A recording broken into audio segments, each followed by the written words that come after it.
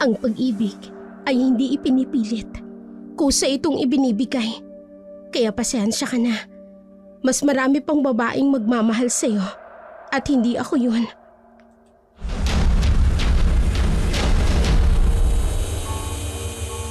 Ay, sa wakas. Nasa mga kamay ko ng kwaderno.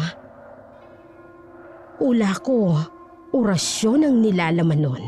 Kaya masarap ang luto niya dahil may itim siyang kwaderno.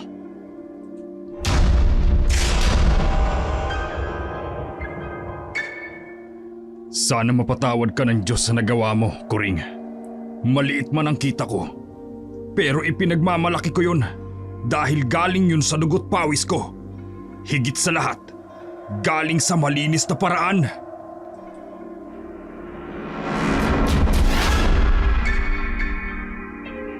Hindi, Hiraya. Alam ko meron. Aminin mo, nagpapakipot ka lang, di ba? Hindi ako makapapayag na hindi ka man lang natitikman, Hiraya.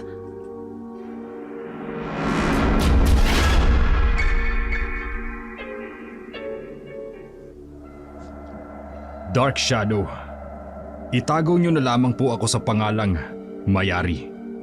Isa ako sa mga nakikinig ng inyong channel. At nahihilig ako sa mga totoong kwento ninyo tungkol sa mga aswang. Kaya naman, naisipan ko ring magbahagi ng aking kwento.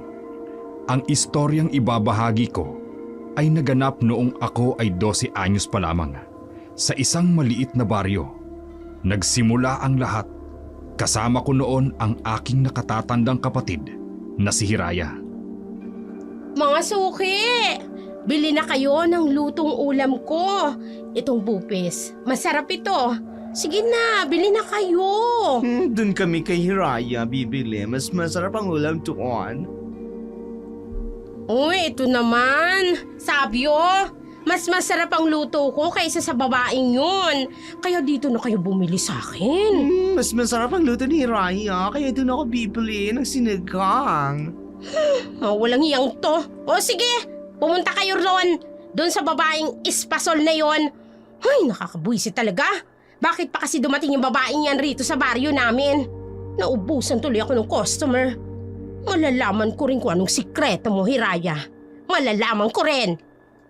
Matagal nang nagtitinda ng lutong ulam si Kuring sa baryo Kalumpang.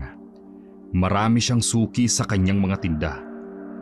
Subalit, nang dumating ang isang dayuhang nagngangalang Hiraya, unti-unti nang nawalan ng mga customer si Kuring. Ayon sa kanyang mga dating suki, masarap daw magluto ang naturang magandang dalaga na labis namang ikinagalit ni Kuring. Ay, naku, Gusting. Ubusin mo lahat ng ulam na tinda ko. Nababaliw ka na ba, Kuring? Gusto mo ba akong mamatay sa high blood? Ang dami-dami niyan. Puro pa karning baboy ang mga putahing niluto mo. Paano naman kasi? Kahit ipautang ko, ayaw ng mga suki natin dati.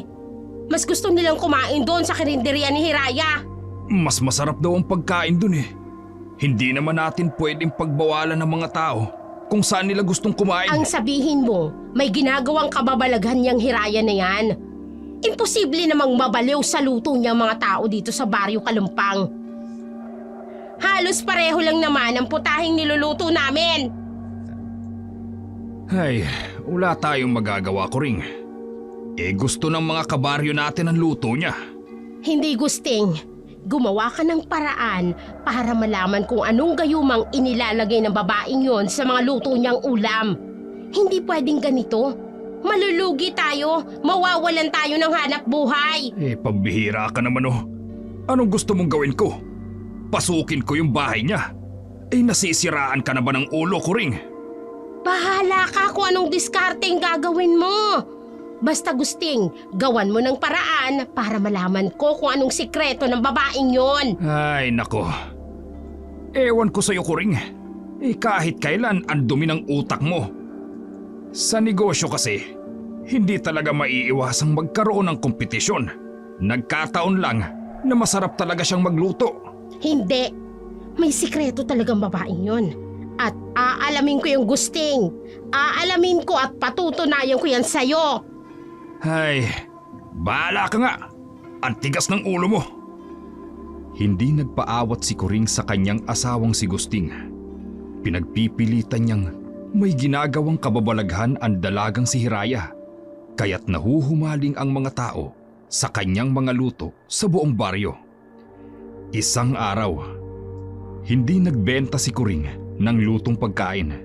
Sa halip, palihim siyang tumalilis sa gilid ng karinderya ni Hiraya upang alamin kung ano nga ba ang sikreto ng dalaga. Hiraya, pagbilan mo nga ako ng sinikong. Ay, ako rin, Bopis! Tinuguan naman sa akin. Hiraya, yung tinola sa akin, isang order. Isa-isa lang po. Pasensya na. Mag-isa lang po ako ngayon. Baka naman maubusan kami eh. Hindi po kayo mauubusan. Marami po itong niluto ko. May pangiti-ngiti pa tong babaeng to. Ay, sa akin. Ay, naku. Ang sarap talaga Kung ng hindi ko luto. pa alam, Amoy baka kung anong bango. gayumang inilagay niya sa mga niluto niya. Baka maubusan ako. Ayun, pumasok na siya sa kusina niya. Sisilip ako sa maliit na siwang. Ay, eto. Dito. Sisilip ako. Ang bango-bango ng mga luto niyo. Uy! Totoo ba itong nakikita ko? May hawak siyang itim na kwaderno na parang may binabasa siya rito habang inilalagay na ang sangkap sa luto niya. Ay, sabi ko na nga ba, mangkukulam ang babaeng to. Kailangang malaman ito ng mga tao dito sa baryo namin. Nagmamadaling umalis si Kuring mula sa karinderya ni Hiraya at dali-daling umuwi sa kanilang bahay. Halatang balisa at may mabigat na naiisip. Kinabukasan, maaga siyang nagtungo sa tindahan ni Aurea, ang kilalang tsismosa sa kanilang baryo. Pagkarating niya ron, agad siyang lumingon sa paligid bago bumulong kay Aurea. Hoy, Aurea, may sasabihin ako sa'yo. O ano naman yung Kuring? Mukhang intense yung chismis mo ha. May pabulong-bulong ka pa sa tenga ko. Intense talaga, kaya nga makinig ka. Ay siya, sige, sabihin mo na, madali lang ha. Kahapon pumunta ako sa karinderya niyang si Hiraya. Kasi alam mo na, nagdududa talaga ako sa babaeng yan. Tapos, sumilip ako sa siwang ng kusina niya. Naku, may nakita ko. Ano naman ang nakita mo? Meron siyang itim na kwaderno at binabasa niya ito habang nagluluto siya. Parang orasyon. Ibig mo sabihin, mangkukulam si Hiraya? Kaya ang ganda-ganda nun. Hoy, hindi mo ba napapansin ha? Hindi normal ang ganda niya. Tinig pang artista. Abi, sobrang kinis ng balat. Sobrang puti, parang espasol. Di ba hindi normal? At bakit meron siyang itim na kwaderno ha? Para sa yun. Ay baka naman may lahi ang mga magulang, kaya ganyan siya kaganda. Ito naman. At bakit nga meron siyang itim na kwaderno? Para sa yun. Yun ang hindi ko alam. Diba, sabi ko sa'yo, may kakaiba sa babaeng yan eh. Dapat malaman ng mga kabaryo natin yung kababalaghang ginagawa ng babaeng yan bago pa mahuli ang lahat. Ay, tama ka, Kuring. Dapat malaman ng mga tao sa atin para mapigilan siya. Agad na tumangutango si Kuring bilang pagsang-ayon kay Aurea. Yun talaga ang plano niya. Ang ibulong kay Aurea ang kanyang nakita. Dahil alam niyang hindi mapipigilan ng tsismosa ang kakatihan ng dila nito. Siguradong ikakalat ni Aurea ang balita sa buong baryo. Samantala, kasalukuyang nagsasara ng tindahan ang magkapatid na sina Hiraya at Mayari nang mapansin nila ang mga bulong-bulungan ng mga taong dumaraan. Napatitig sa isa't isa ang dalawa. Unti-unting sumeryoso ang mga mukha. Ate, naririnig mo ba yun? Oo, Mayari. Tayong pinag-uusapan nila. Kakaiba rin ang mga titig nila sa atin. Parang natatakot at nagdududa. Hayaan mo na sila. Ipagpatuloy na lang natin ang pagsasara ng tindahan natin. Baka may naninira sa atin, ate. Kung meron man, hindi natin kasiraan yun. Siyang sumisira ng sarili niyang pagkatao. Halika na, pumasok na tayo sa loob. Ano bang gusto mong ulam? Ipaghahanda kita. Gusto ko yung igado na maraming sili. Yes, boss. Sarapan mo, ate, ha? Kailan ba ako nagluto ng hindi masarap? Masayang pumasok sa loob ng kanilang bahay kubo ang magkapatid. Hindi na nila pinansin ang kakaibang mga titig at bulungan ng mga tao. Para sa kanila, wala naman silang ginagawang masama, kaya wala rin silang dapat ikatakot. Kinabukasan, maagang nagbukas ng karinderya sina Hiraya at Mayari. Kahit na ipinagkalat ni Orya ang tsismis tungkol kay Hiraya, marami pa rin ang dumadayo at bumibili sa kanilang karinderya. Samantalang kay Kuring, iilan na lamang ang suking lumalapit. Muli na namang umusok ang bumbunan ni Kuring sa inis. Hindi na niya napigilang magalit at magparinig ng kung ano-ano sa loob ng kanilang karinderya. Sakto namang naroon ang kanyang asawang si Gusting na agad nakaramdam ng papalapit na sigalot. Iba talaga kapag hinahaluan ng gayuma ang pagkain. Maraming nahuhumaling. Hoy Kuring, magtigil ka nga dyan at nakakahiya ka. Ay, bakit naman ako mahihiya? Totoo naman ang sinasabi ko. Palibasa ang isa dyan, gumagamit ng gayuma at ng kademonyohan.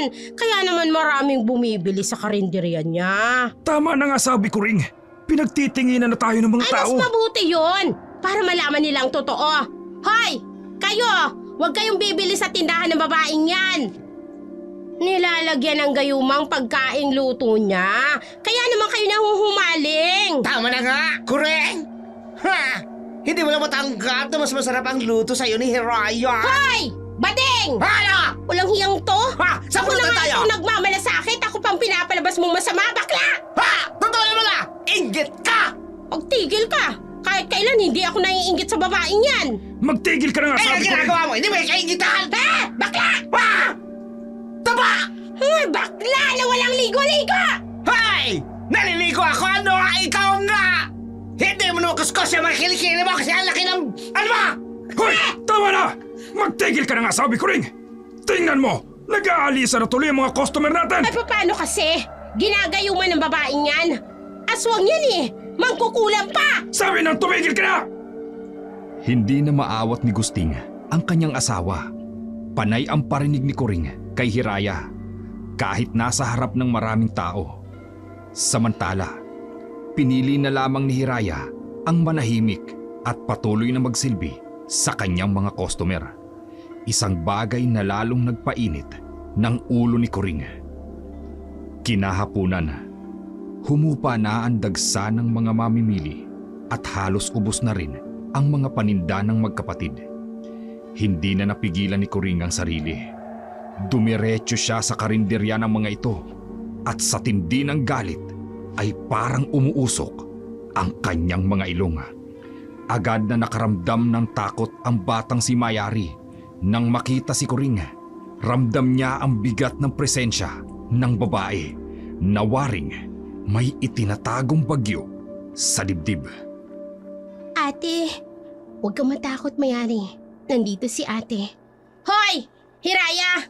Kung ano man ang ginagawa mong kababalaghan dito sa Baryo Kalumpang, abay itigil mo na! Alam kong may inilalagay ka sa mga iniluluto mong pagkain, kaya nahuhumaling ang mga tao! Wala po akong alam sa sinasabi mo, Aling Kuring. Wala po akong ginagawang masama. Uy, sus! Nagmamaang-maangan ka pa kunyari, ano? Kunyari ka pa na mabait. Hindi mo magagamit sa akin yung maganda at maamo mong mukha. Alam kong may itinatago kang kulo. Pakiusap po, Aling Kuring. Umalis na po kayo.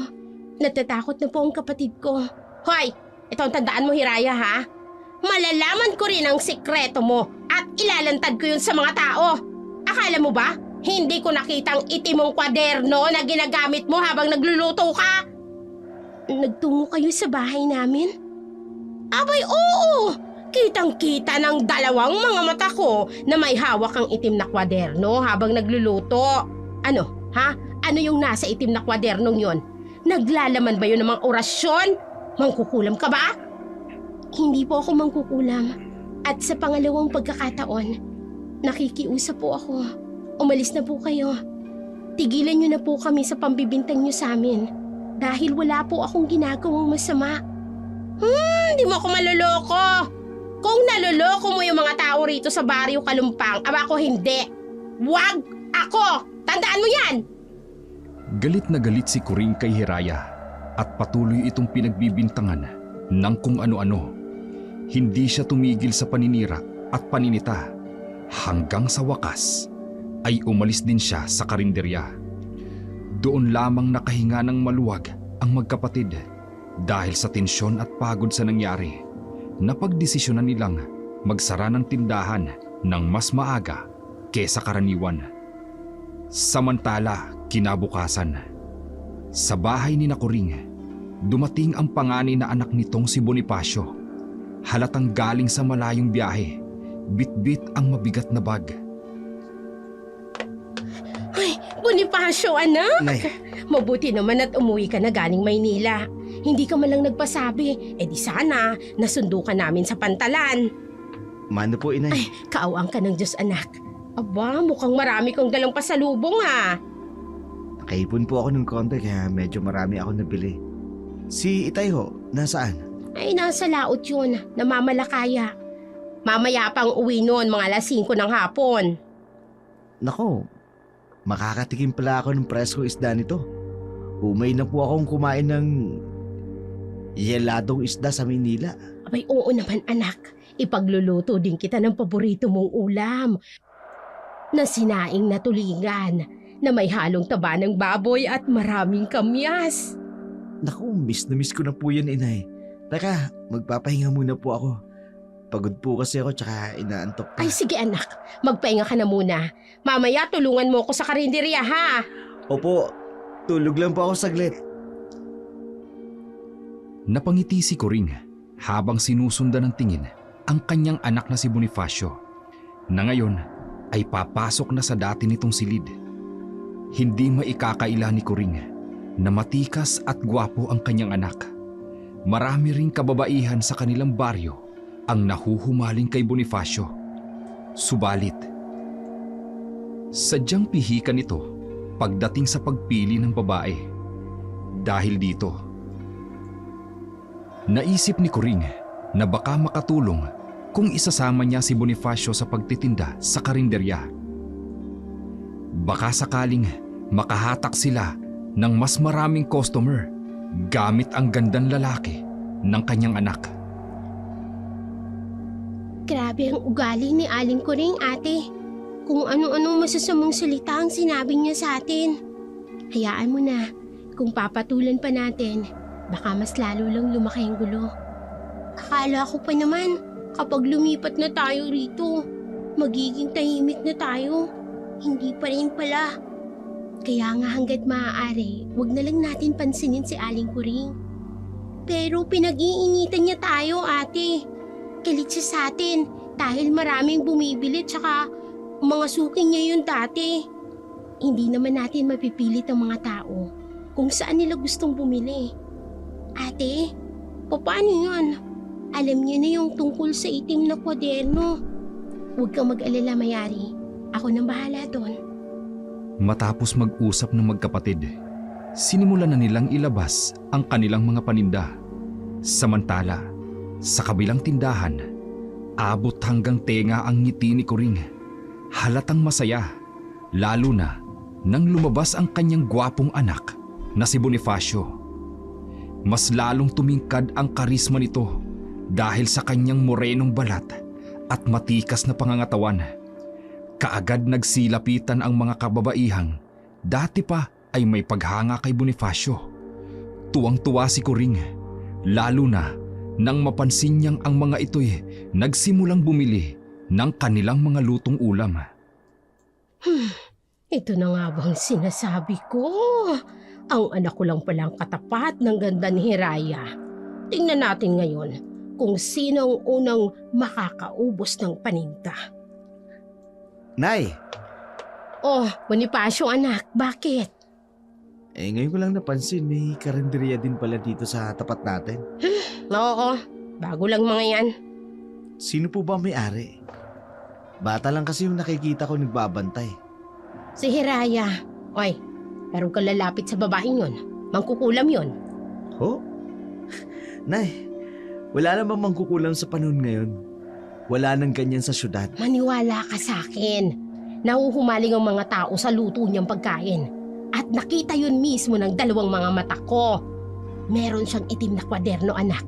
Ginagamit niya tuwing nagluluto siya. Nako Nay, baka naman po recipe book niya lang yun. Sa tingin mo, anak? Hindi imposible.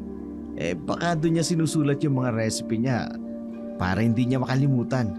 O pwede namang minana niya sa kung kanino. Napaisip si Kuring sa sinabi ng kanyang anak na si Bonifacio bago siya napatingin sa karinderya ni Hiraya na gaya ng dati ay pinipilahan na naman ng mga mamimili. Muli siyang napabaling kay Bonifacio na sa kasalukuyang nagsasandok ng lutong ulam para sa isang customer. Pagkatapos ay muling bumaling ang kanyang tingin sa karinderya ni Hiraya at doon ay lihim siyang napangiti. Isang plano ang unti-unting namumuo sa kanyang isipan. Isang plano na sa tingin niya ay maaaring maging susi upang tuluyang mapabagsak ang dalagang si Hiraya. Ate, alam mo kanina, may nakita akong lalaki sa tindahan ni Aling Kuring. Si Mangusting? Hindi po. Binata, kaedad mo yata yun. Baka naman anak niya, Mayari. Siguro nga, mukhang mabait, ate. Hindi katulad ni Aling Kuring. Masungit at palaging nakasigaw. Ikaw talaga, baka may makarinig sa'yo. Malalagot tayo niyan eh. Totoo naman galit siya sa atin. Kasi lagi niya nga tayong pinariringgan eh. Hayaan na natin. Kapag pumatol tayo, masasayang lang ang oras natin. Alam mo, mga ganyang tao, hindi na dapat yan pinag-aaksiyan ng panahon. Kung nabubuhay lang sana si Lola Salome. Pero wala na si Lola Mayari. Tayo na lang dalawa, kaya kailangan nating magsumikap.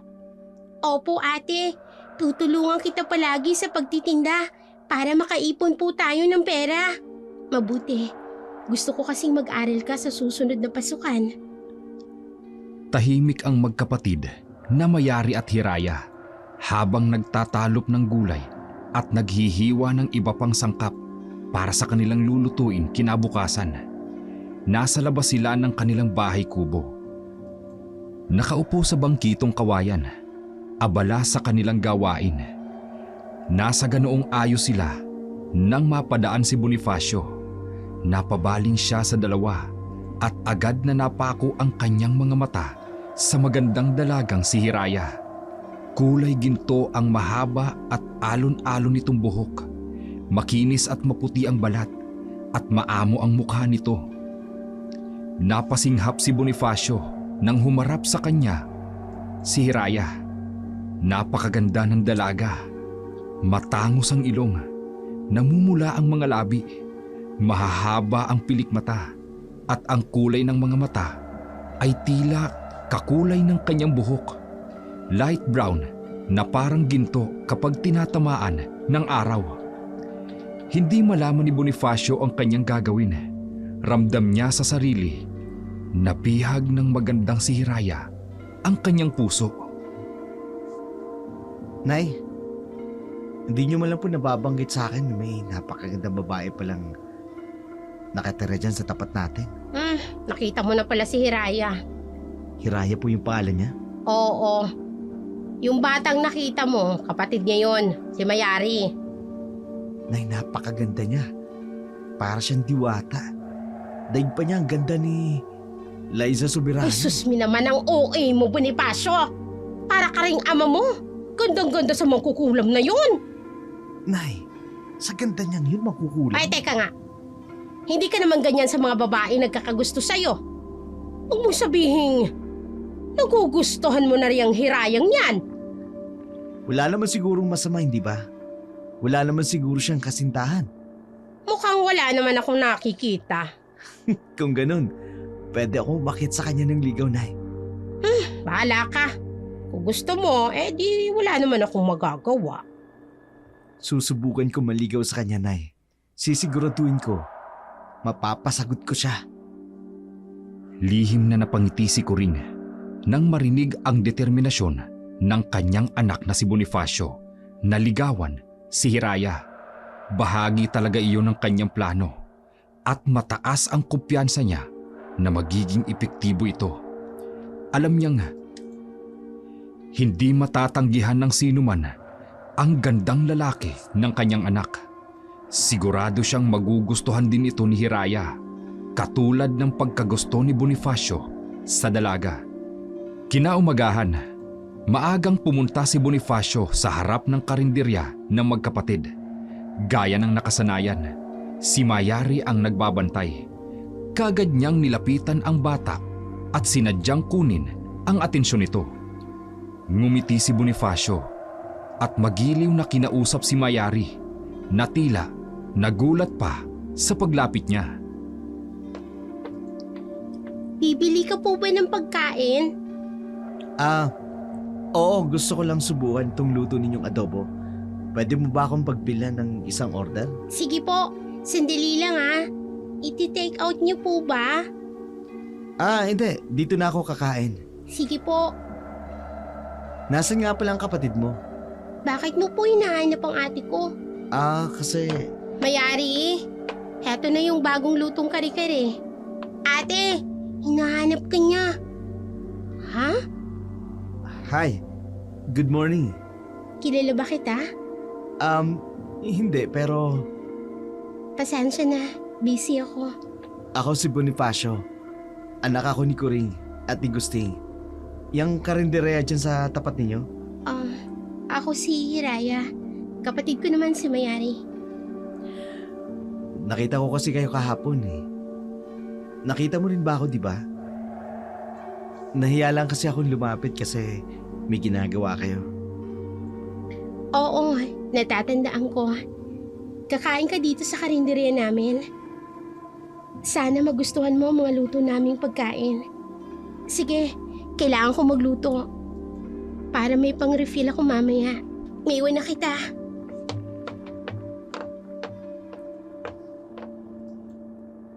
Nangingislap ang mga mata ni Bonifacio habang sinusundan ng tingin si Hiraya. Napakaganda talaga ng dalaga, lalo na sa malapitan. At higit pa ron, napakabango ng kanyang natural na halimuyak para kay Bonifacio. Lalo itong nagpalalim sa damdaming unti-unting namumuo sa kanyang puso. Nang ihain sa kanya ni Mayari ang adobong luto ni Hiraya, agad niyang tinikman ito. Sa unang subo pa lang, nahalina na siya. May kakaibang sarap ang putahe, parang may mahika. Isa itong uri ng pagkain na hindi mo matatalikuran, na uulit-ulitin mo at babalik-balikan kahit pa hindi mo maintindihan kung bakit. Napakaganda niya, inay. Napakasarap ng luto niya. Grabe. Hindi ko akalain na malalab at first sight ako ng ganito sa kanya. Hoy, Bonifacio, para kang timang dyan. Nakausap mo man lang ba na matagal ang babaeng yon?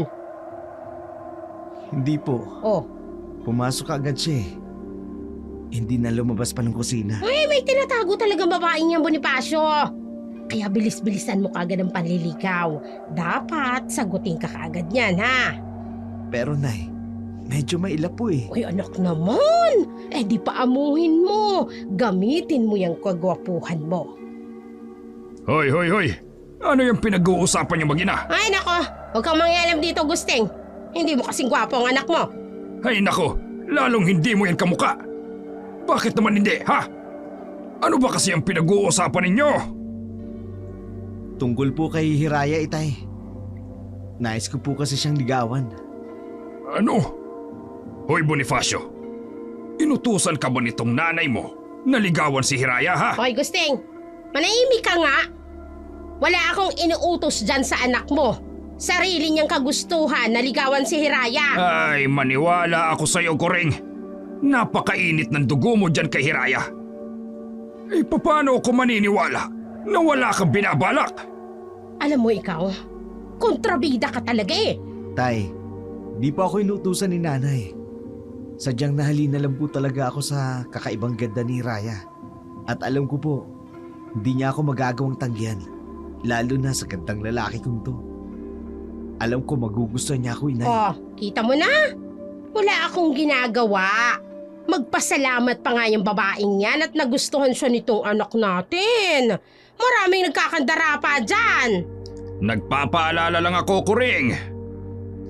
Matapos ang pag-uusap ng mag-anak tungkol kay Hiraya, pinanindigan ni Bonifacio ang kanyang desisyon na ligawan ng dalaga.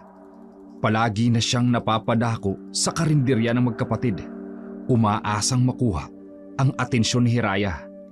Subalit, taliwas sa inaasahan niya, tila mas naging mailap si Hiraya sa kanya. Hindi siya nito madalas hinaharap at kung kinakausap man niya, ay matipid lamang ang sagot nito. Walang init, walang interes. Doon unti-unting nakaramdam ng paninibugho si Bonifacio. Hindi niya matanggap na ang kauna-unahang babaeng labis niyang natipuhan ay tila walang kahit katiting na pagtingin sa kanya. Sa unang pagkakataon, ang isang babae ay hindi bumigay sa kanyang karisma. Oh, anak, bakit naman ganyan ang mukha mo? Kumusta ang panliligaw mo kay Hiraya? Nay, mas lalo po siya nagiging mailap sa akin. O ba yung kapal naman ang mukha niya? Kung ganun talaga, ikaw na nga itong sumusuyo sa kanya. Tapos aayaw pa siya. Hindi niya ba alam kung gaano siya kaswerte sa'yo? Nay, sinubukan ko na po lahat ng alam kong panliligaw pero hindi talaga bumibigay. Ay hindi, huwag kang pumayag. Dapat maging kasintahan mo yung si Hiraya. Pero Nay, akala ko ba hindi mo siya gusto? Narinig ko sinabi ni tatay nung nakarang araw. Anak, kahit naman hindi ko gusto yung si Hiraya, kung talagang gusto mo siya, ay wala naman akong magagawa. Mapapaibig ko din siya, inay. Yan, ganyan. Tiwala ako sa'yo. Kapag napaibig mo na siya, nak, may pabor akong hihilingin sa'yo. Ano ho yun, inay? Nakawin mong itim na kwaderno ni Hiraya. Ano ho? Pero bakit? Naisip ko kasi anak, baka tama ka. Baka may sikretong sangkap na nakatago sa kwadernong yon at kapag nakuha mo yon, di magiging atin na yun. Paano kung magalit sa akin si Anak Raya? naman, kapag naging kasintahan mo na siya, di magiging parte na rin siya ng pamilya natin. Oh, ano pang karapatan niyang magalit? Sinusulsulan ni Coring ang kanyang anak na si Bonifacio na nakawin ang itim na kwaderno ni Hiraya. Ayon sa kanya, maaaring ito ang dahilan ng tagumpay ng dalaga sa pagluluto. Ngunit hindi malaman ni Bonifacio kung susundin ba niya ang kanyang ina. Hirap na nga siyang paamuhin si Hiraya. Lalo pa ngayon, tila lalo itong umiiwas sa kanya. Samantala, unti-unti nang nakakaramdam ng inis ang magkapatid na Hiraya at Mayari dahil sa pagiging makulit ni Bonifacio. Sa bawat araw na dumaraan, mas lalo nilang nararamdaman ang presensya nitong tila hindi marunong umatras. Hiraya, tulungan na kita. Bonifacio, hindi na. Ayos lang ako. Kaya ko na to. Hiraya naman. Umuwi ka na sa inyo. Marami pa akong gagawin eh. Hiraya, nakukulitan ka ba sa akin? Pasensya na ha. Gusto ko lang naman kasing pagbigyan mo ko. Pasensya ka na rin. Pero busy talaga ako eh. Hindi ko pwedeng iwang mag-isa si Mayari sa tindahan. Hiraya, tanggapin mo na kasi ang pag-ibig ko. Kapag naging kasintahan mo ko, hindi ka na mahirapan pa. Bonifacio, ang pag-ibig ay hindi ipinipilit. Kusa itong ibinibigay. Kaya pasensya ka na. Mas marami pang babaeng magmamahal sa'yo. Hindi Bakit? ako yun. May iba ka ba? May nanliligaw ba sa'yo bukod sa akin? Ano bang sinasabi mo? Wala. Sadyang ayaw ko lang talagang tumanggap ng manliligaw. Hindi mo ko pwedeng ayawan ni Raya. Hindi mo ba alam? Marami nagkakandara pa sa akin babae. Pero ikaw lang ang bukod tanging pinagtuunan ko ng pansin. Pasensya ka na talaga. Pero wala talaga akong pagtingin sa'yo. Hindi, Raya. Alam ko meron. Aminin mo na sa akin, nagpapakipot ka lang, di ba? Wala nga. Wala talaga. Hindi. Hindi pwede. Hindi pwedeng wala. Dapat meron. Nakaramdam ng matinding pagkainis si Bonifacio. Hindi niya akalain na babasti din siya ni Hiraya. Dahil sa sama ng loob, dumayo siya sa inuman at tuluyang nilunod ang sarili sa alak. Habang lumalalim ang gabi, unti-unting humalo sa kanyang lungkot ang galit. Si Hiraya, ang kauna-unahang babaeng umayaw sa kanya at tila naging insulto yon sa kanyang pagkalalaki. Samantala, pauwi na si Bonifacio at pasuray-suray sa kalasingan nang mapadaan siya sa harap ng bahay kubo ng magkapatid. Napahinto siya nang makita si Hiraya sa labas, nakayuko habang nagsisiga ng apoy. Sa liwanag ng apoy, lalo pang naging kahali-halina ang dalaga sa kanyang paningin. Napakaganda mo talaga, Hiraya. Para kang diwata sa ganda. At hindi ako papayag na hindi ka maging akin. Hiraya! Oh, Bonifacio, anong ginagawa mo dito? Gusto lang naman masilayan ng mapang-akit mong ganda eh. Lasing ka. Umuwi ka na. Hindi. Dito lang ako. Hindi ako payapa na hindi ka malang natitikman, Hiraya. Sino ba? Bitiwan mo ang braso ko. Lasing ka. Umuwi ka na. Balik lang. Ano ba? Ang bastos mo! Ha? Tinulak mo ako? Ang lakas ng loob mo, ha? Bakit dahil maganda ka? Pwes walang ibang makikinabang sa ganda mo kundi ako lang. Dito! Bitiwan mo ako! Tulong! Walang tutulong sa'yo, Raya. Ang bahay lang namin ang pinakamalapit sa bahay mo at walang masabay ako makamagulang eh. kaya walang makatutulong sa'yo. Bitiwan mo ako! Ano ba? Okay ka lang, Hiraya. Okay ka lang. Bonifacio! Ang ganda mo. Hindi ako papayag na mapunta sa ibo. Bitiwan mo ako, bastos ka! Kailangan mo ang labi ko. Walang hiya ka. Bitiwan mo ang ate ko! Aray ko. May pamampas na matigas na bagay sa ulo ko. Nagdindil ang mga palagin ko. Mayari, pinalo mo siya sa ulo ng kahoy. Nawalan siya ng malay. Ate, tumutugo ang ulo niya. Tingin mo, patay na siya? Hindi ko alam. Halika, pumasok na tayo sa loob. Bilisan mo na. Opo, ate. Ang bastos niya. Pinagtangka ang kanyang gahasain. Katulad din siya ng ibang mga lalaki, Mayari. Wala siyang pinagkaiba sa kanila. Matapos ang masalimuot na tagpong iyon, iniwan ng magkapatid ang walang malay na si Bonifacio at kaagad silang pumasok sa kanilang bahay kubo. Kinabukasan, nagising na lamang si Bonifacio na napapalibutan ng mga tao. Lahat ay nagkakagulo at tila hindi alam ang gagawin. Agad na sumaklolo ang kanyang ina at nang makita ang kalagayan ng anak, naging hysterical ito sa sobrang pag-aalala. Nagtanong ang mga tao kung anong nangyari, ngunit hindi kaagad nakapagsalita si Bonifacio. Sa halip, nanatili siyang tahimik, tila binabalikan sa isip ang mga pangyayari ng gabing yon. Anak, ano ba nangyari? Bakit nasa bakuran ka ng magkapatid na yon? May dugo ka pa sa ulo mo. Ano? Nay, kasi... Kasi ano? Magsalita ka!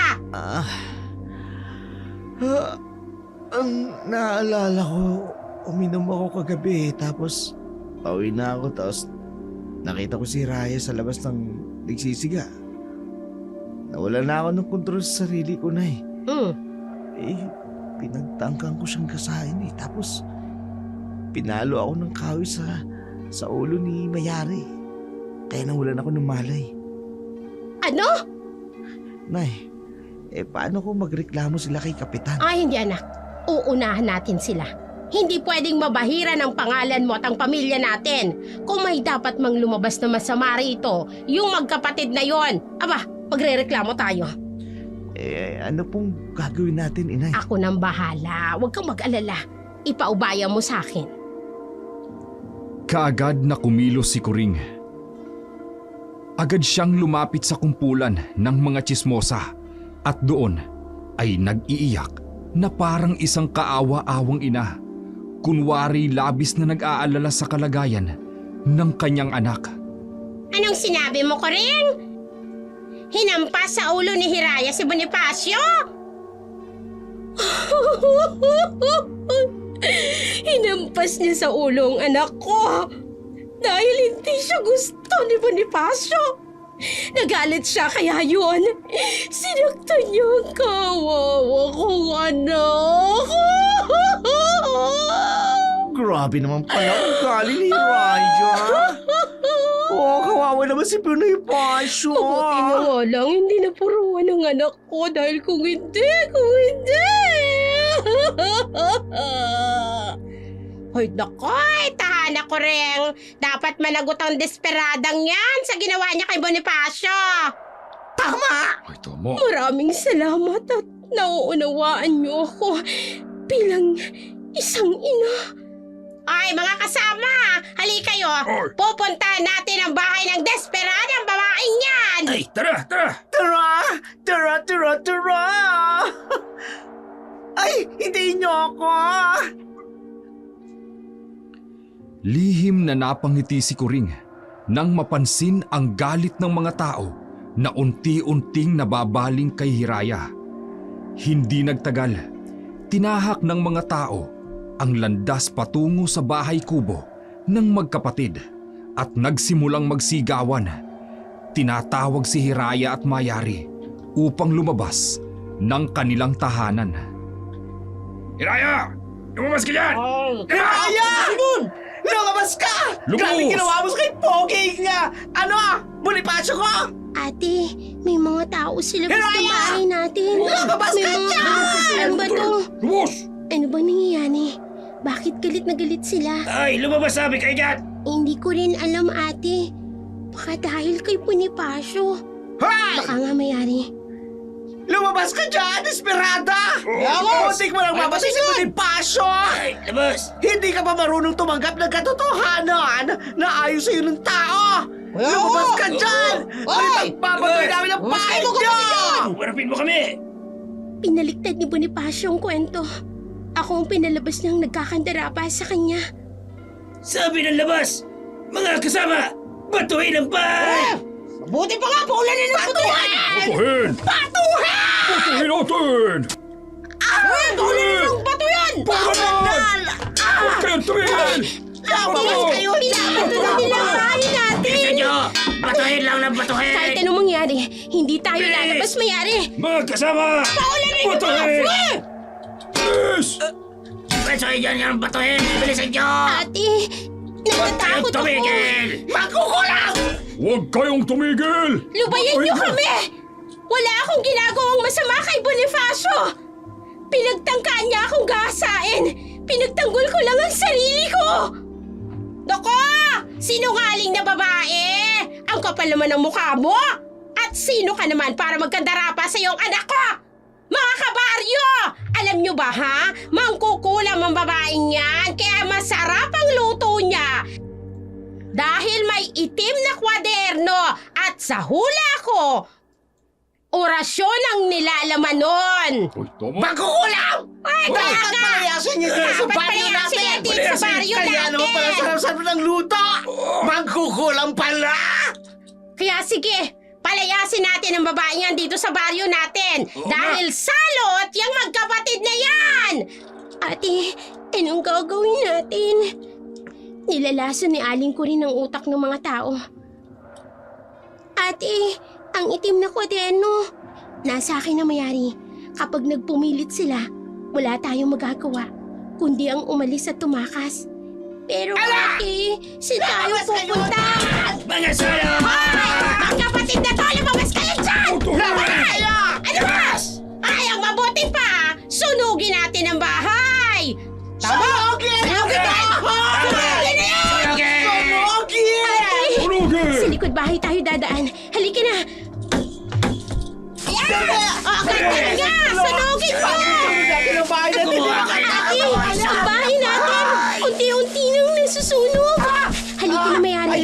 Sa likod bahay tayo dadaan! Halika na! Tayo na! Sunog sila! Opo, ate! Mamatay kayo dyan! Mamatay kayo! Ate! Ang bahay natin! Unti-unti nang nasusunog! Halika na mayari! Sa likod bahay tayo dadaan! Tayo na! At saan kayo pupunta, ha? Napatigil ang magkapatid nang tumambad sa kanila si Kuring na may hawak na matalim na itak. Nasa likod bahay sila ng tahanan ng magkapatid at abala ang mga tao sa pagtatapon ng gas sa bahay kubo upang tuluyan na itong tupukin ng apoy. Kaagad na hinablot ni Kuring si Mayari at ikinasigaw nito. Itinutok ni Kuring ang itak sa leeg ng bata. Hindi kaagad nakakilos si Hiraya. Bitiwan mo ang kapatid ko! Ate! Bibitawan kong kapatid mo, Hiraya, kapag ibinigay mo sa akin ang itim na kwaderno. Ate! Aling Kuning, hindi ko akalain na aabot ka sa ganito. Ibigay mo sa akin ang kapatid ko! Buhay ng kapatid mo o ang kwaderno, Hiraya? Ibigay mo na sa akin. Alam kong yan ang sikreto mo, kaya masarap ang mga luto mo. Ang kapatid ko, Aling Kuring, pakawalan mo! Ibibigay mo ba o hindi? Bibilang ako hanggang 3. Sa oras na hindi mo ibigay sa akin, masasaktan ang kapatid mo. Sige, ibibigay ko sa'yo. Pero sabay tayo ha. Iaabot mo sa akin si Mayari at iaabot ko sa'yo ang kwaderno. Ay, di sige. Mabilis ko naman palang kausap. Oh, akin na. Mayari, abutin mo ang kamay ko. Opo, ate. Akin na sabi ang kwaderno! Heto, kunin mo. Mayari, takbo! Hoy, sa wakas! Hoy! Nasa kamay ko ng kwaderno. Oh, ang magkapatid! Tumakas sila! Oh, hindi pwede! Mga kabaryo! Ang dalawang salo at naririto tumatakas! Habulin natin! Mga kasama! Dito! Bilisan niyo! Nandito ko! Tayo! Hindi dapat mga takot dyan! Bandihin nyo! Dali! Habulin natin! Habol! Habol! Hinabol ng mga tao ang magkapatid. Sumuong sila sa kasukalan ng gubat. Subalit, patuloy pa rin silang sinusundan ng mga tao. Pati na rin si Kuring. Umiiyak na si Mayari dahil sa takot. Habang pilit namang tinatatagan ni Hiraya ang loob para sa kapatid. Ate! Inaabol pa rin nila tayo! Tumakbo lang tayo, Mayari! Hindi nila tayo dapat na maabutan! Ayusin nyo! Bilisan ninyo! Bilis! Hindi dapat makalayo yun! Bilis! Ayun nyo! Hulihin nyo ang magkapatid na yan! Dalhin niya kay Kapitan! Dapat managot sila sa ginawa nila sa anak ko! Takbo, Mayari! Ate! Wala na tayong mapupuntahan! Nasa taas na tayo ng bangin! Isang lawa yung nasa ibaba! Kumapit ka lang sa akin! Ha! Sa wakas! Naabutan rin namin kayo. Wala na kayong mapupuntahan pang magkapatid. Sumuko na lang kayo sa amin. Wala kaming kasalanan. Bakit kami susuko? Pinagtangkaan mo ang buhay ng anak ko. Siyang nagtangkang halayin ako. Hoy, sinungaling! Ginayuma mo ang mga tao sa baryo namin. Mangkukulam ka. Salot! Di ba, mga kasama? Salot ito! Salot! Salot ang mga kapatid! Sa ating dalawa, Aling Kuring, sino ang mas asal mangkukulam? Ako na pinagbibintangan nyo na walang ebidensya? O kayong tumutugi sa amin na walang laban? Sumuko na lang kayo. Mga kasama! Hulihin natin sila! Hulihin natin! Hulihin na yung dalawang yun! Ate, anong gagawin natin? Tatalon tayo. Ano? Hulihin ang dalawa! Talon ba yan? Ate! Hulihin!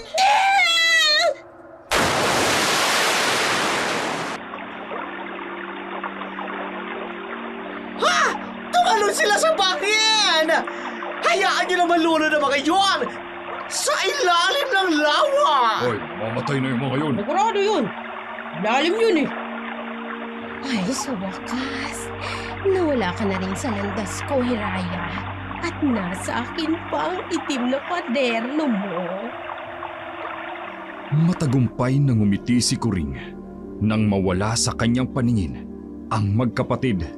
Naisip niya, sa wakas, wala na siyang karibal sa pagninegosyo sa kanilang baryo.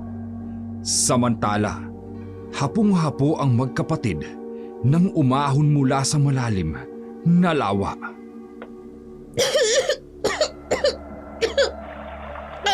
Ate! Diyos ko, mabuti naman at ligtas ka, Mayani. Ate, sino tayo ngayong pupunta? Ang kwadernong itim na kuhanan ni Aling Kuring. Huwag mo nang alalahanin yun, Mayani. Ate ng kwadernong yun, alam kong babalik yun sa atin. Ang mahalaga ngayon, ligtas na tayong pareho. Pero nasa na tayo? Sa bundok, katulad ng dati. Mas mabuti na rin siguro na lumayo na lang tayo sa mga tao, ate. Oo, Mayani. Tama ka. Sa mga oras na yun, nag-uumapaw sa puot ang puso ng magkapatid dahil sa kanilang sinapit sa kamay ng mga taga-baryo Kalumpang. Samantala, masayang-masaya si Kuring nang makauwi sa kanilang bahay. Agad naman itong napansin ni Gusting. Kuring, wala ka na ba talagang puso? Bakit mo naman ginawa yun sa magkapatid? Ay, bakit? Parang kumakampi ka pa sa mangkukulam na yon. Ay, Gusting, muntik nang mamatay ang anak mo dahil doon kay Hiraya. Dahil ginawa niya ng masama, pinagtanggol lamang ni Hiraya ang sarili niya. Talagang kumakampi ka sa kanila? Tingnan mo nga yung sinapit ng anak mo. May sugat sa ulo. Mabuti na lang buhay pa. Hindi sapat yan upang sunugin at ipagtabuyan mo sa baryo ang magkapatid. Gamit ang kasinungalingan mo. Nako, mabuti na rin yun. Para mawala ang salot dito sa baryo natin. Eh, sila ba talaga ang salot, Kuring? O ano ang ibig mo sabihin? Hindi na kita kilala, Kuring. Masyado ka ng binulag ng inggit kung ano-ano ng kasamaan ang ginagawa mo. Hoy! Saan ka pupunta? Gusting! Magpapalaot! Mas mabuti doon! Ba't walang Tahimik! to? Hoy! Bumalik ka rito! Gusting!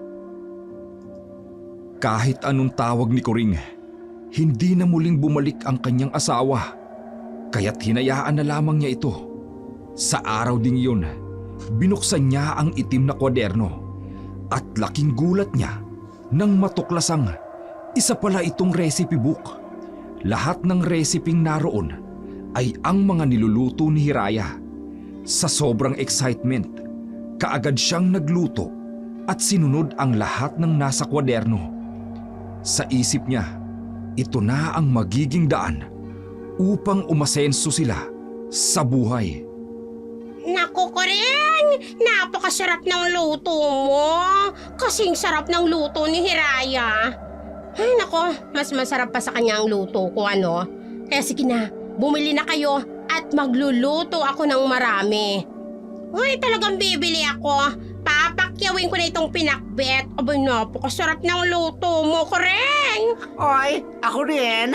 Minsan na O, tayo teka lang, nag-away, no? hindi Pero kayo may iba din na tayo. mauubusan. Huwag kayong mag-alala.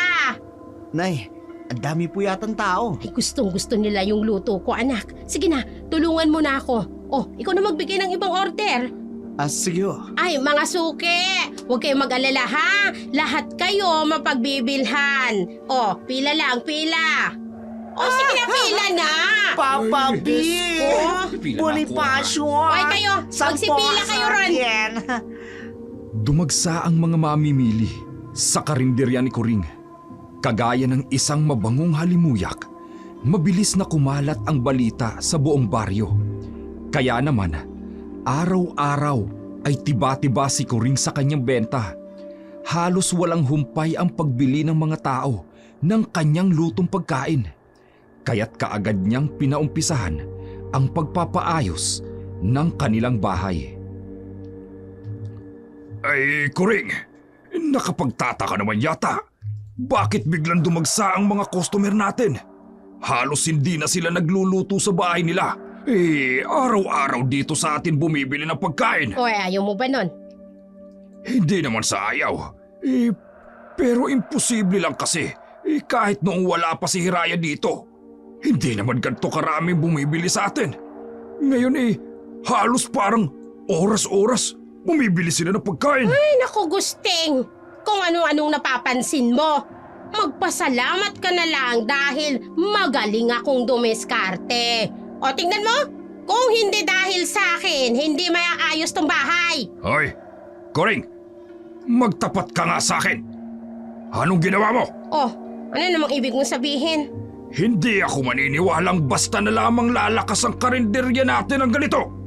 Magtapat ka sa akin. Anong ginawa mo sa magkapatid? Wala akong ginawa sa kanila, Gusting. Teka. Yung itim na kwaderno. Yung itim ng kwaderno. Tama. Diyos ko. Kinuha mo ba yun, Kuring? Magtapat ka sa akin. Oo na. Oh, ano naman? Bakit mo ginawa yun? Anong laman ng kwaderno, Kuring? Mga recipe lang naman, Gusting. Wala namang ibang laman. Ninakaw mo ang recipe ni Hiraya. Kuring, hindi na talaga kita kilala. Ay, nako! Ang dami-dami mong arte. Tulungan mo na nga lang akong asikasuin yung mga customer sa labas. Kuwawa naman si Bonifacio. Mag-isa siya doon. Kuring, sana mapatawad ka ng Diyos sa ginawa mo. Walang pakialam si Kuring sa mga sinasabi ng kanyang asawa.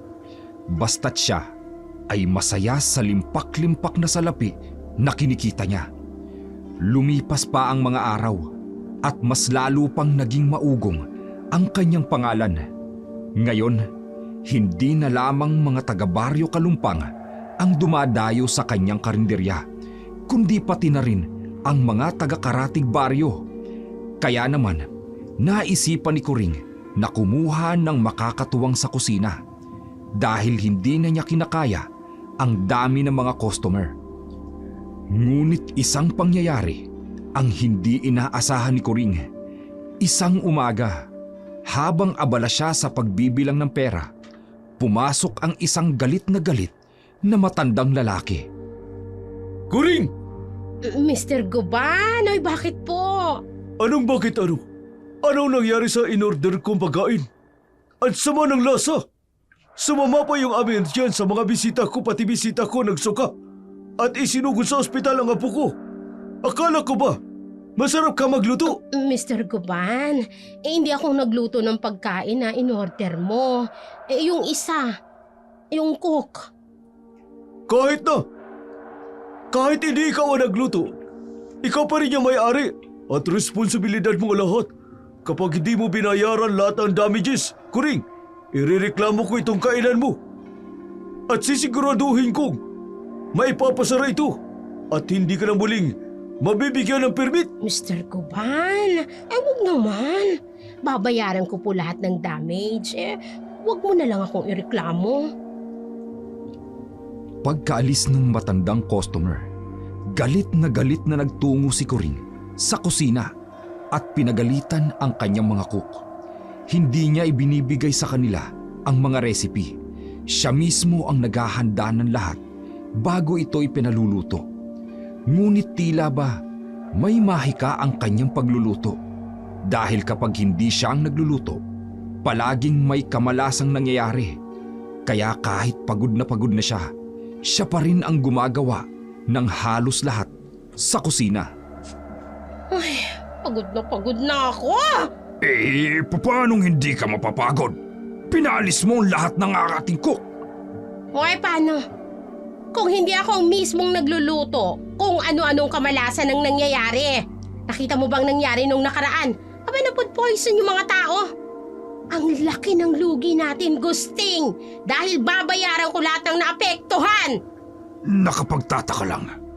Bakit kapag ikaw ang nagluluto, sarap na sarap ang mga tao? Pero kapag iba ang humahawak at nagluluto sa kusina, nagkakaroon ng aberya. Aba, hindi ko alam. Hindi na muna siguro ako magluluto bukas. Pagod na ako. Kulang na rin ako sa tulog. Mabuti pa nga. Mag-day off muna tayo. Kahit na nanghihinayang ako sa pera, aba, ayoko namang patayin ang sarili ko. Tulad ng sinabi ni Coring, hindi siya nagbenta kinaumagahan. Nasa kalagitnaan siya ng masarap na pagtulog nang bigla siyang makarinig ng kaguluhan sa labas ng kanilang bahay. Agad siyang bumangon at lumabas upang tingnan kung anong nangyayari. Ngunit ganoon na lamang ang gulat niya nang makita ang mga taong binabato ang kanilang bahay. Nabasag pa ang bagong kabit na bintana dahil sa pambabato. Kaagad siyang sumigaw upang patigilin ang mga tao. Tumigil kayo! Ano ba nangyayari? Bakit niyo binabato ang bahay? Ang mahal-mahal ng gastos namin dito, tapos babatuhin niyo lang? Nay, nagalit sila ng malamang. Hindi ka na magluluto ngayon, kaya pinagbabato nila ang bahay natin. Pwede ka magluluto, Coring! Hindi na namin titigil ang pagbabato sa bahay mo! Hoy, talagang tinakot niyo pa ako, ha? Hoy, magsitigil kayo! Kung hindi, papabarangay ko kayo! Ano ba? Magsitigil, sabi kayo! Batin! Batin Nay! natin! Hindi po talaga sila nakikinig. Magluto na lang kayo para tumigil na sila. Ay, Diyos ko, ano ba itong nangyayari? Hindi naman sila dating ganito! Ay! Ano ba? Magsitigil kayo! Hoy! Sa takot ni Coring, natuluyang sirain ng mga tao ang kanilang bahay. Kahit na pagod na siya, nagluto pa rin siya ng mga putahing karaniwan niyang itinitinda sa kanilang karinderya. Tulong-tulong silang mag-anak sa pagluluto. Wala na siyang pakialam kung malaman man ng kanyang asawa at anak ang mga recipe na galing sa itim na kwaderno. Si Bonifacio ang katulong niya sa kusina, habang si Gusting naman ang nag-aasikaso sa tindahan. Buong maghapon, yun lang ang ginawa nila. Kaya naman, pagdating ng gabi, para na silang mga lantang gulay, pagod at gutom na gutom dahil wala na silang oras para huminto at kumain. Nay, para na akong hihimatayin sa pagod at gutom. Hindi na humuhupa ang mga namimili kanina. Kumain na lamang kayo kung anong tirang pagkain dyan. Hindi ko na kayo magluto pa. Wala nang pagkain, simot na lahat. Simot na nga talaga lahat, Coring. Ay, kung ganito ng ganito, mamamatay ako sa pagod. Ito naman ang gusto mo, di ba? Ang maraming benta. Ayan, libo-libo ang nasa kaa mo. Tay, matutuwa na lang po tayo sa dami nating pera. Mabibili ko ng gusto ko. Tingnan mo, makakabili na tayo ng kotse. Ay, Bonifacio, kahit kailan, hindi ko hinangad ng kayamanan. Lalo na kung galing sa iba. Tumahimik ka nga, Gusting. Kaya wala tayong asenso noon dahil hindi ka marunong dumiskarte. Kontento ka na sa kung anong nauhuli mo sa dagat. Maliit man ang kita ko, pero ipinagmamalaki ko yun, Coring. Dahil galing yun sa dugot pawis ko. Higit sa lahat, galing sa malinis na paraan. Ay, nako, ang dami mong drama. Nakikinabang ka rin naman sa mga perang nakukuha ko sa karinderya. Hindi na umimik pa si Gusting. Napabuntong hininga na lamang siya at napailing nang makita ang anak na kumukuha ng libu-libong pera mula sa kinita nila sa buong araw. Kahit anong sabihin niya, hindi siya pinakikinggan ng kanyang asawa at anak. Napalingon na lamang siya sa bintana ng kanilang bahay at doon niya napansin ang buwan. Naalala niyang malapit na pala ang kabilugan nito. Ipagpatawad mo, minahal kita agad. Ipagpatawad mo. Ay, maisampay ko na nga itong mga panty ko dito sa labas ng bahay. Mabuti na lang maliwanag ang buwan kahit hindi pa kabilugan. Oh, ano yun? Bakit parang may naririnig akong kaluskos mula sa bubong namin? Ay, Diyos ko naman, kung kailan mag-isa lang ako.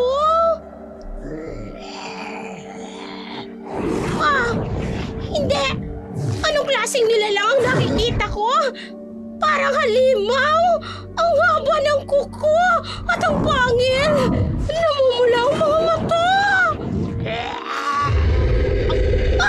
Hindi! Aswang!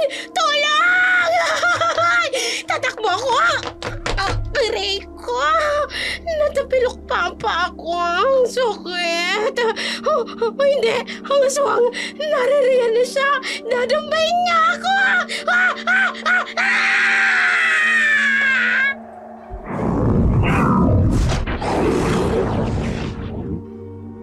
Walang nakarinig sa mga sigaw ni Aurea. Nilamon ng kadiliman ng gabi ang kanyang tinig, kasabay ng paglapa ng aswang sa kanya. Kinabukasan, laking pagtataka ni Gusting nang makita ang asawa na halos tunggain na ang isang pitsil ng tubig. Kaagad niya itong nilapitan at tinanong kung ano ang nangyayari sa taong ito. Kuring, anong nangyayari sa'yo? Nauuhaw ako, Gusting. Oh, marami naman tubig sa kusina. Gusto mo bang ikuha kita? Hindi napapawi ng tubig ang uhaw ko. Ano? Hindi naman kita maunawaan dyan. Paanong hindi napapahawi ng tubig? Kanina pa ako umiinom ng tubig, Gusting. Pero walang nangyayari. Mas lalong tumitindi ang pagkauhaw ko. Ay, Kuring, hindi kita maunawaan. May sakit ka ba? Wala akong sakit. Nauuhaw lang talaga ako. Ay, tumabi ka nga dyan. At pupunta ako ng kusina. Kailangan kong uminom. Kuring, ay naku Diyos ko. Ano bang nangyayari sa'yo? Labis na nagtaka si Gusting sa ikinikilos ng kanyang asawa. Hinihingal ito at pinagpapawisan. Habang malikot ang mga mata, na tila ba may hinahanap na maiinom. Sinundan niya ito papunta sa kusina at nang hilakbot siya, sa kanyang nakita.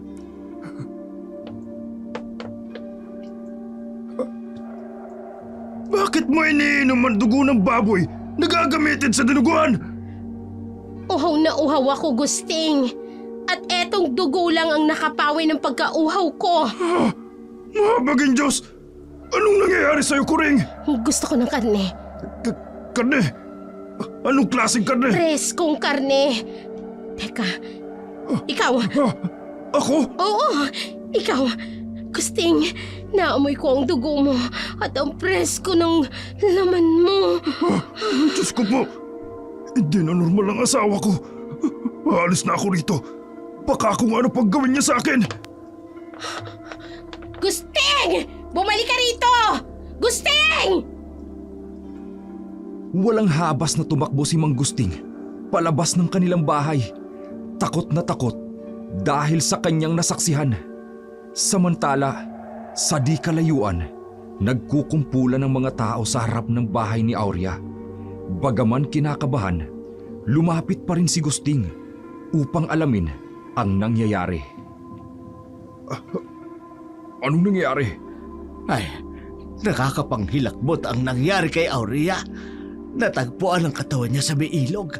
Wakwak ang tiyan at wala ang lamang loob. Diyos ko po. Anong klaseng kriminal ang may kakayahang gumawa niyan? Aswang ang may gawa dyan. Ako nakakatakot na dito. Sa baryo natin, may gumagala ng mga aswang.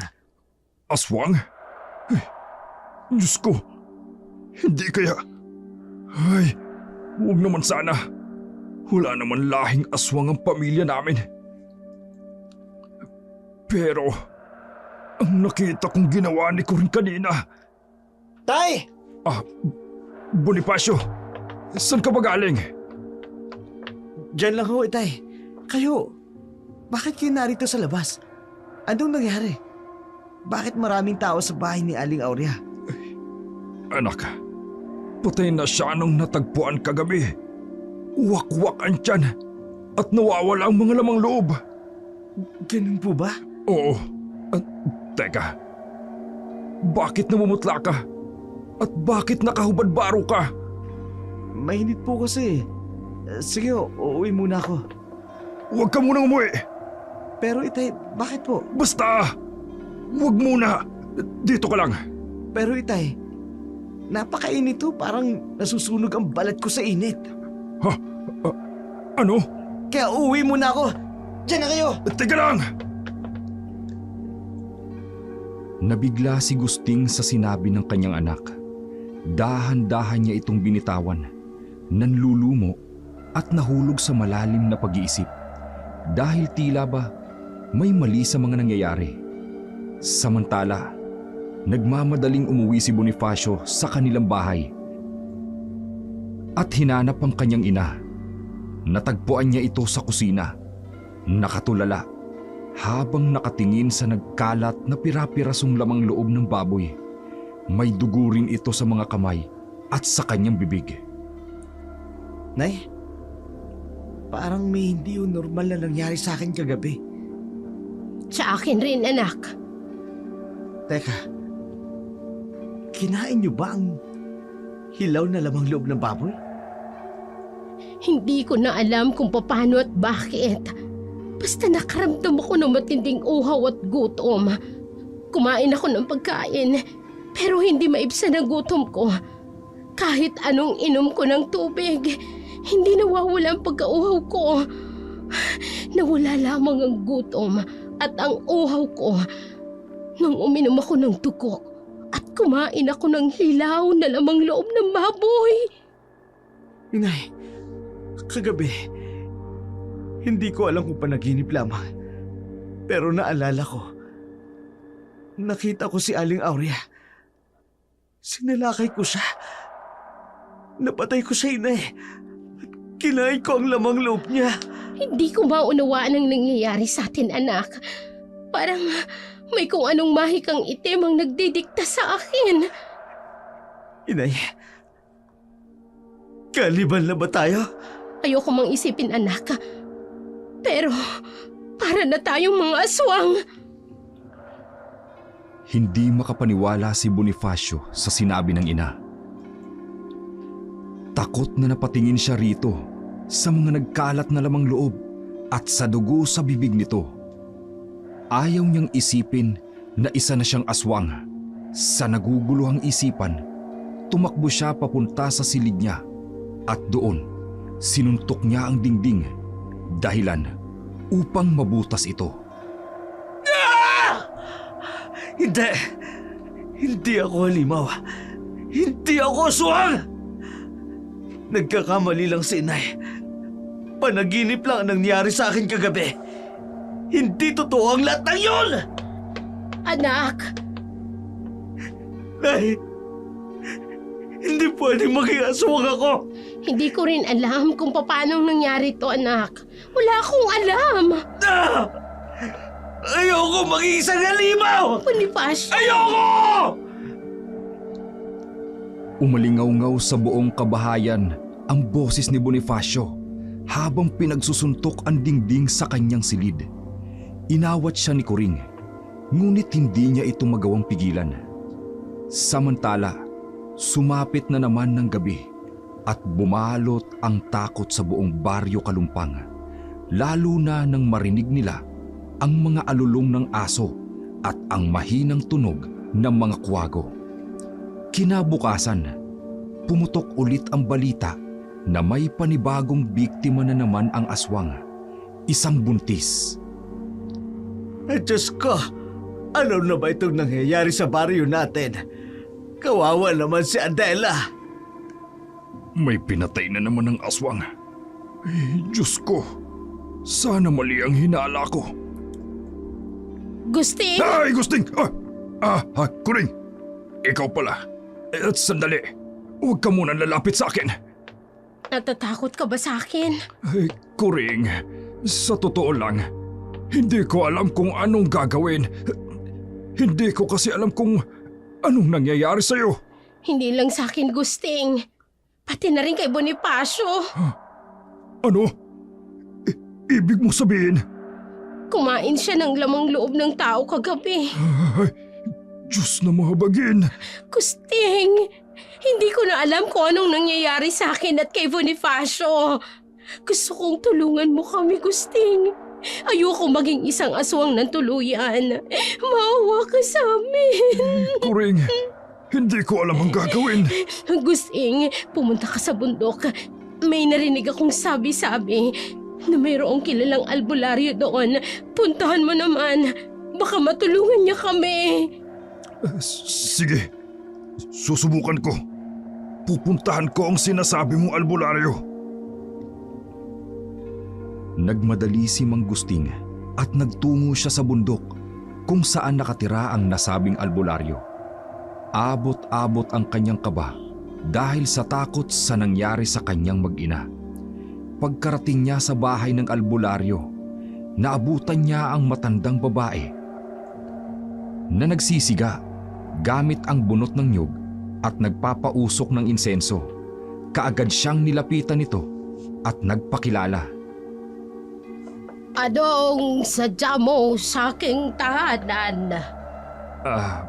May nakapagsabi ho sa akin na magaling daw ho kayong albularyo. Oo, marunong akong manggamot. May sakit ka ba? Ay, hindi ho ako. Yung asawa at anak ko. Anong sakit nila? Nagpapakita ho kasi sila ng katangian ng isang aswang. Ay, bakit po? Wala ba kayong lahi ng aswang? Naku, wala po.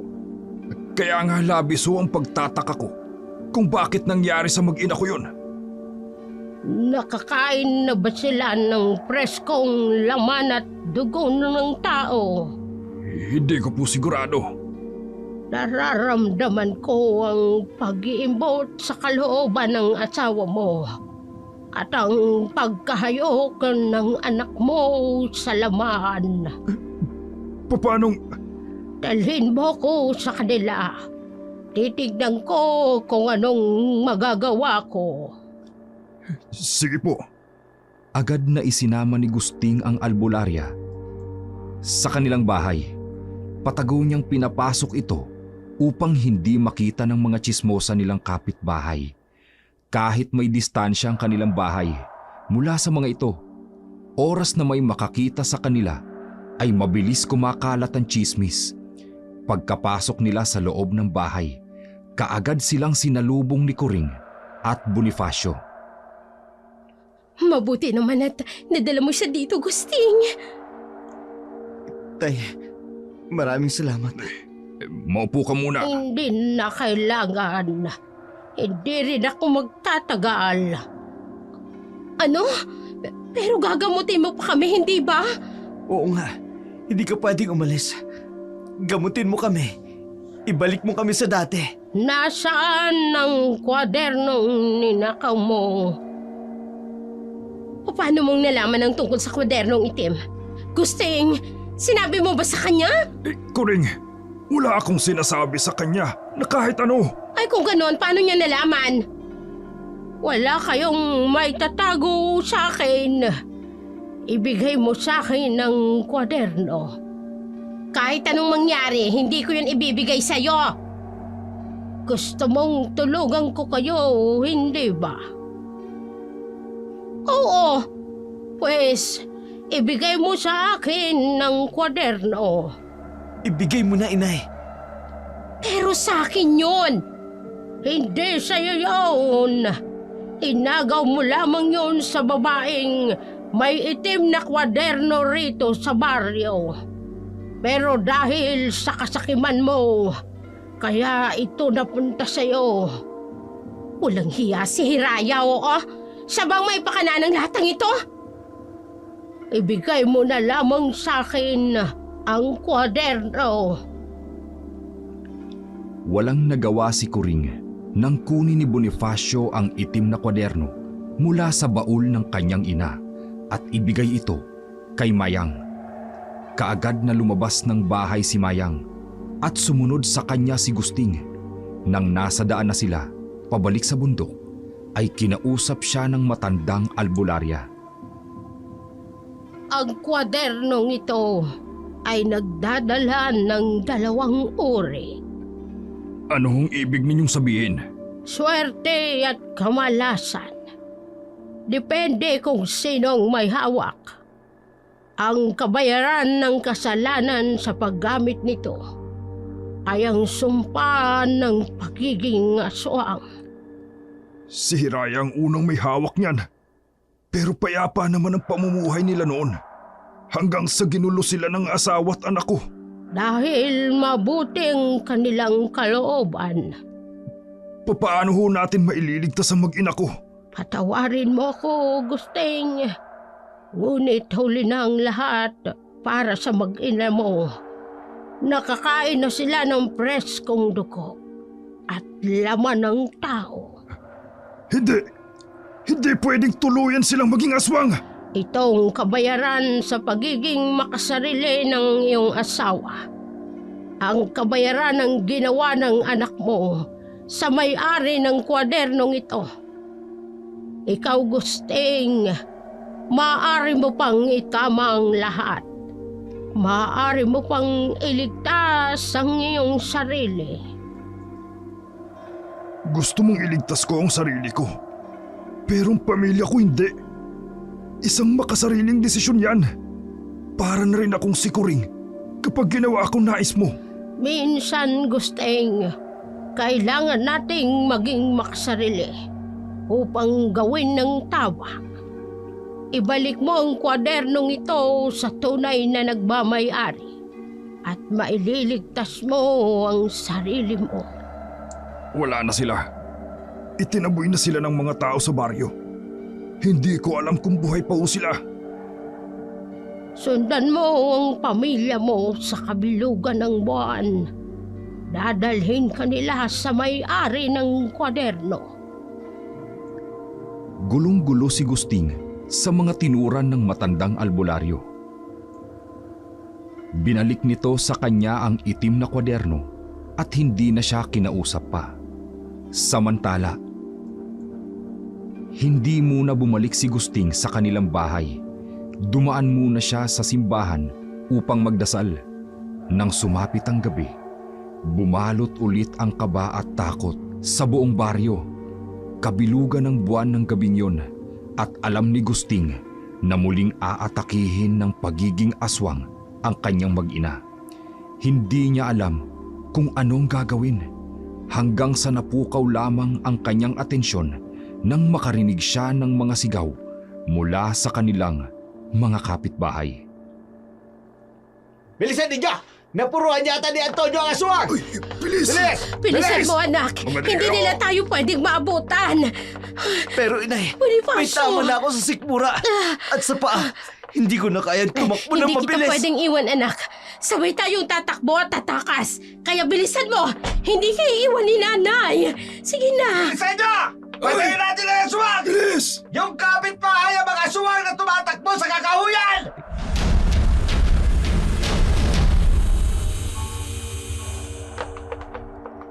Diyos ko, baka mag-ina ko na yun. Huwag naman sana.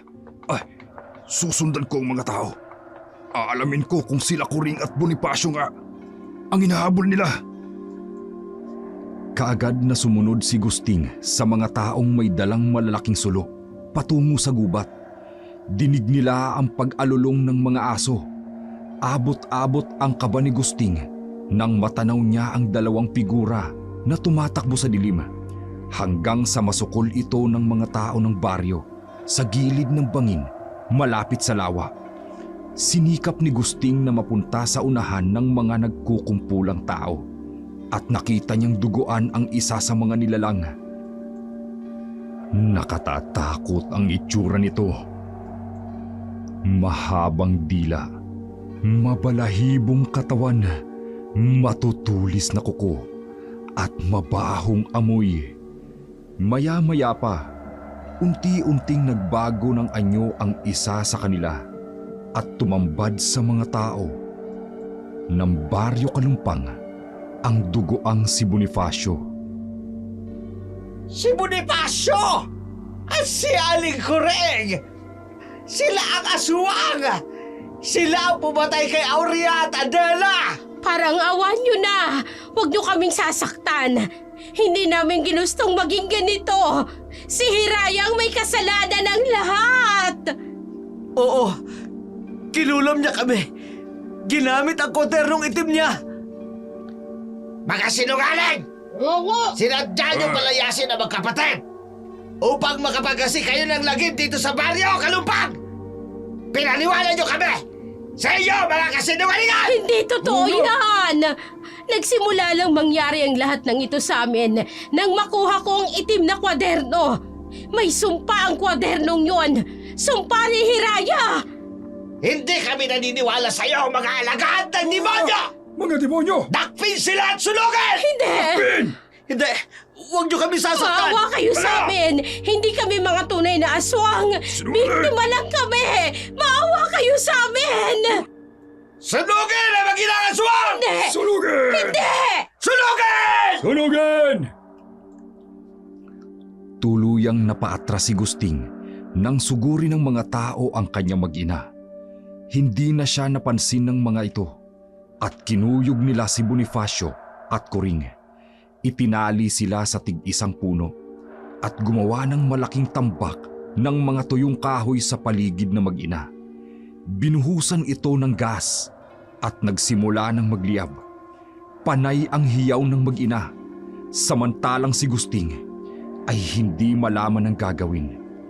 Hindi siya makalabas mula sa kanyang pinagtataguan at naiiyak siya, lalo na't wala siyang magawa. Nang tuluyan ng silaban ng mga taga-baryo ang kanyang mag-ina. Hindi! Ah! Magpabayad kayo!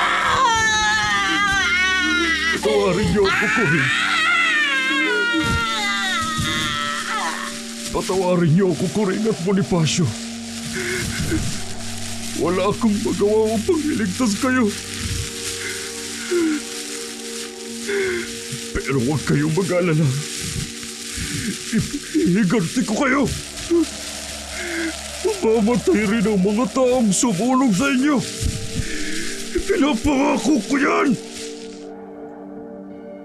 Sa ilalim ng kabilugan ng buwan, binuklat ni Gusting ang itim na kwaderno at hindi na mga recipe ang nakasulat dito, kundi mga inkantasyon, iba't ibang orasyon at dasal. Hindi niya maunawaan, ngunit may kakaibang pakiramdam siyang naiintindihan ang mga nakasaad doon. Naalala niya ang sinabi ng albularya na kailangan niyang ibalik ang naturang kwaderno sa may-ari nito upang iligtas ang kanyang sarili. Subalit, ano pa ang silbi ng pagliligtas sa sarili kung wala na ang kanyang pamilya at tumatak na sa isipan ng mga tao na sila ay pamilya ng aswang? Kinabukasan, nagkagulo sa baryo dahil sa paglaganap ng kakaibang sakit. Ano ba itong nangyayari sa baryo natin? May mga sakit na mga bata at matatanda.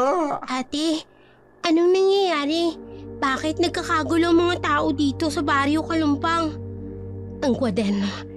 Ginamit ang kwaderno sa kasamaan. Kailangan natin itong mabawi, Mayari. Alam naman natin kung sinong may hawak na kwaderno, hindi ba? Si Aling Kuring. Hiraya! Sino po kayo? Ako si Mayang, isang albularyo. Mabuti naman at nakita ko kayo. Halika kayo! Sumunod kayo sa akin! Tungkol ho ba ito sa kwaderno? Oo. Napasakamay ito ng mga maling tao. Inagaw niya ito sa akin. Tinakot na papatayin ng kapatid ko. Kailangan natin siyang pigilan, Hiraya. Sumunod ang magkapatid sa albularya. Dinala sila nito sa isang maliit na kubo at doon sinabi nito ang mga nalalaman tungkol sa mga araw na nawala sila sa Baryo Kalumpang. Pinalayas kami ng mga tao rito. Wala na nga ho sana kaming balak bumalik. Pero nararamdaman kong may kakaibang nangyayari. Kaya narito kami upang bawiin ang kwaderno. Wala na si Kuring at Bonifacio. Kinuyog sila ng mga tao at sinunog. Ngayon ay nakay Gusting ang kwaderno at mukhang ginagamit niya ito upang maghigante. Isang malaking pagkakamaling ginagawa niya, Aling Mayang. Walang kabuluhan ng paghihigante. Kahit anong paghihigante ang gawin niya, hindi niya na maibabalik ang buhay ng kanyang mag-ina. Sarado ng isip niya, Hiraya. Kailangan natin siyang pigilan bago pa mamatay ang lahat ng tao rito sa Baryo Kalumpang dahil sa epidemyang ipinapakalat niya. Kaya ko siyang harapin.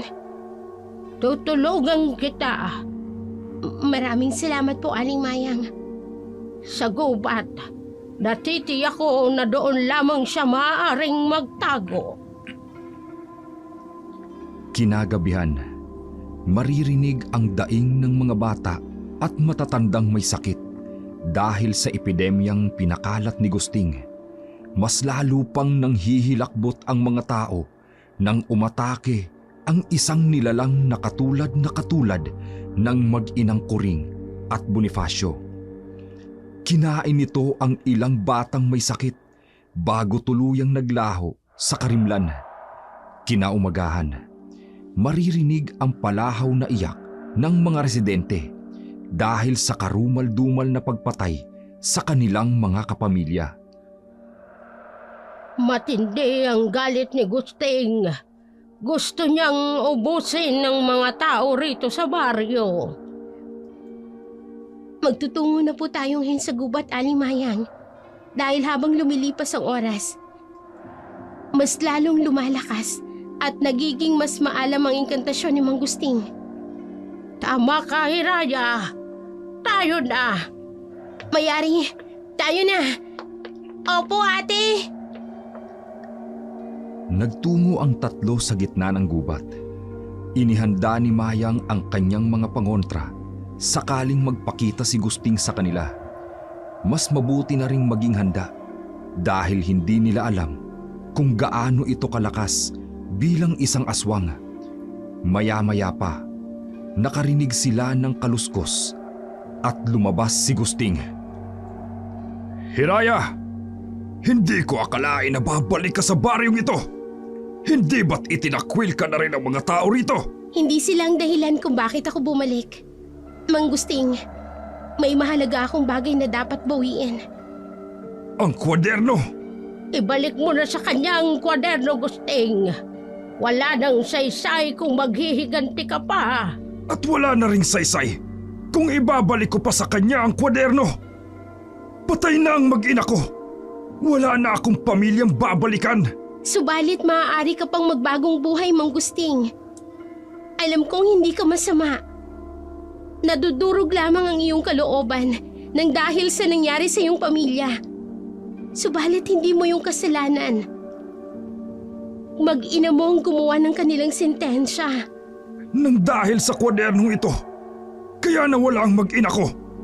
Kung hindi ka sana dumating sa baryong ito, hindi sana magkakainteres si Kuring na kunin ang kwadernong ito.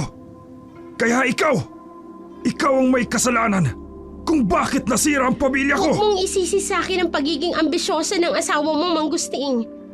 Nananahimik kami ng kapatid ko, pero ginulo niya kami.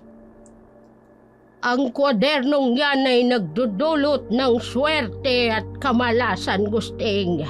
Sinasabi ko to sa iyo.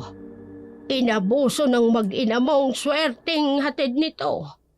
Ginamit sa kasamaan, kaya pinagbayaran nilang kapalit ng swerte na galing sa kwaderno. At ano ang kapalit? Ang maging aswang? Ang sunugin ng mga tao? Sobra naman yatang kabayaran yun. At ikaw, Hiraya, sisiguraduhin kong susunod ka sa mag-ina ko. Hindi ko ibabalik sa iyo ang kwaderno hanggat hindi ko napapatay ang lahat ng mga taga-Baryo Kalumpang. Ayun ang aswang! Ang aswang! Ate, sinundan tayo ng mga taga-baryo. Nanlaki ang mga mata ni Gusting. Nang makita ang mga tao sa Baryo Kalumpang na may daladalang mga pangontra laban sa aswang, hindi inaasahan ng tatlo na susundan sila ng mga taga-baryo. Bago pa man makagawa ng hakbang si Gusting, kaagad itong napalibutan ng mga tao. Pinaghahampas ng buntot ng pagi at sinasabuyan ng asin. Si Gusting, na ngayon ay humihiyaw sa sakit, ay hindi na malaman kung ano ang gagawin. Tapusin niyo ng paghihirap ko! Patayin niyo na ako! Katulad ng ginawa niyo sa pamilya ko! Patayin ang aswang na yan! Patayin! Sandali lamang! Wag na muna. Hindi siya katulad ng kanyang mag-ina. Pero, pumapatay siya ng mga bata at matatanda. Kailangan niya ang lamang loob nila. Aswang siya! Kailangan siya mamatay! Hayaan niyo na ako, Aling Mayang. Hindi ko na rin naman kayang mabuhay ng walang mag-ina ko. Hiraya, kunin mo na ang kwadernong ito. Maaari ko pang mahanapan ng lunas ang nangyari sa iyo, Mang Gusting. Sisikapin kong matulungan ka. Hindi na. Ayoko nang mabuhay pa. Sapat na sa akin ang patawarin mo ako. Alam kong pinagtangkaan kitang paghigantian. Pero tama ka. Hindi mo kasalanan ang kasalanan ng asawa ko at ng aking anak.